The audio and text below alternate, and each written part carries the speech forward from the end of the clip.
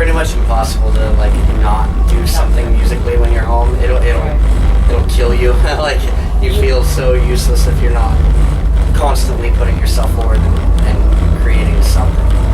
It's the passion, right? Yeah. It's driving. Like it can be a blessing and a curse. Like you may want to break from it, but if you take a break, you're just like, no, I have to do something now. Right. So and creating music is just as important as listening to other people's creative music. You know, like I was talking to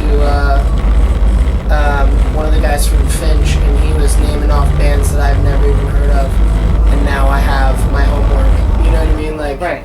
That's how it goes. Like, you can't progress without, constantly feeding the brain with new music or old music or any different music. Which is why Warped is so interesting. Yeah. I mean, opens to everybody. Yeah, I mean, it's in your face all the time. Like, if you're just walking to go to the bathroom, you're going to end up hearing, like, half a set on the way of a band you've never heard of. And so it forces kids, even if they have their niche that they enjoy, it forces people to listen to something they may have never found on their own. So that's why we hope to be a part of that. Like, we this is our first time on Warped, so we want to be a part of that experience. Yeah. Since you guys have been doing it, though, I know a lot of bands aren't on every tour or every date, right? Yeah. So, is there any bands that you would recommend that you've already seen that is not here today? A friend, a homie band of ours, I the Mighty. They're also label mates with us, Equal Vision Records. We got the first half, and they got the second half. Oh, nice. So they'll be on tour, basically in place of us. Okay. When does that flip for you guys?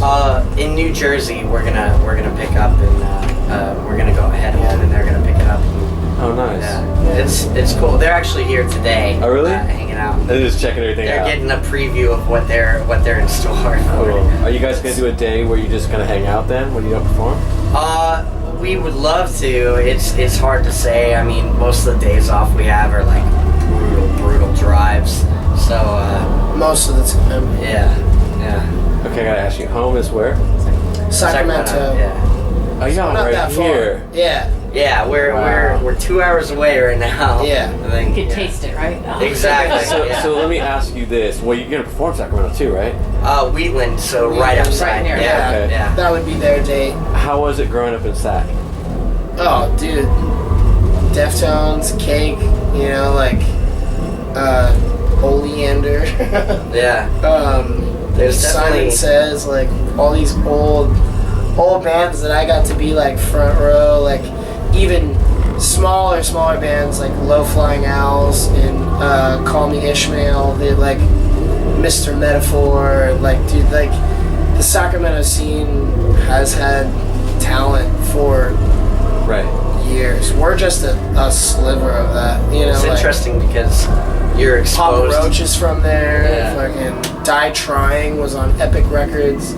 You're exposed to so much music, and so you have a lot of inspirations, which is a positive thing. But then you also have a pressure. Like I'm a Sacramento band. I don't want to sound like a derivative of this other Sacramento band, or I don't want to do something that hasn't been done already. And also, what Sacramento had when I was growing up was a humongous hardcore scene with hoods. Just being in downtown Sacramento, they had basically an illegal venue. Like, it was just a place that said "Post No Bills" on the front, and like you could get in. I mean, it was a donation sort of thing. But I saw American Nightmare, I saw The Bled, I saw Hoods. I mean, I saw Carry On. I saw Daughters. I mean, I saw so many good bands with 4 times the size of this, and it was like a brick cube, and I'd get smacked just by some big dude, just boom, I mean, it sucked, but I knew not to, I knew where to be. Like, you know, like you learned really quick.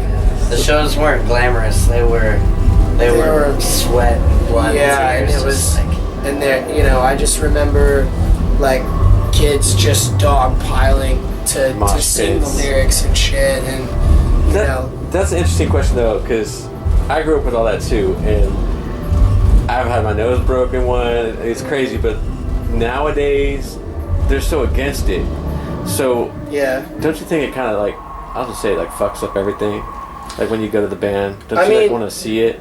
Yeah. There's, that's part of it. like this organized like chaos thing at shows now. It's like have a mosh, a friendly mosh, have It's a like circle a pit, pseudo-mosh. a friendly circle pit, and like not to say that we're even like a mosh or circle pit kind of band, but when it's nice to have those shows where we'll play on the floor, and I mean the kids are right up, like you lean back for 1 second and you're in the crowd, and like that's nice, and yeah, like maybe your guitar pedals are gonna get messed up, maybe you know your mic's gonna get broken, maybe you're gonna get injured in some way, but it's that thing where it's like this is an experience. It's not, hey, let's pretend we're all just going crazy, but you know, let's keep it calm. I tell kids to jump. Like that's the only thing I just jump off the ground. Yeah. You know, like dance. You know, like. But I mean, Terror is on this tour. Yeah. How do you tell those kids Not to dance? Like they. I mean. I saw Heart to Heart, and I mean he was going at it and was trying to get a pit started. Yeah. But everyone was just kind of like. It's Conformity, it seems it's a like there's a lot more, thing, way different. With all the signs everywhere too, though, it says no moshing. Yeah. I was like, wow, I've never seen signs before. People will like you said, like with staple bands, like with hardcore that's been around since like the 90s, like you got Terror, and every time you go out kids the store, and like kids have been lose waiting it, but to just unleash. You know, like That's music. you know, release that energy, you know, that I didn't punch my boss in the face because I went to a Terror show and got it out in the pit, you know, like I see no problem with that, you know, but I also see a problem with Warped Tour getting sued and then there is no fucking Warped Tour. Right, there's no Warped Tour. Exactly. So it's a balance. You know what I mean? Like you kind of go, man, that's unfortunate, but at the same time you go, man, I'm thankful this tour is even a thing. Yeah.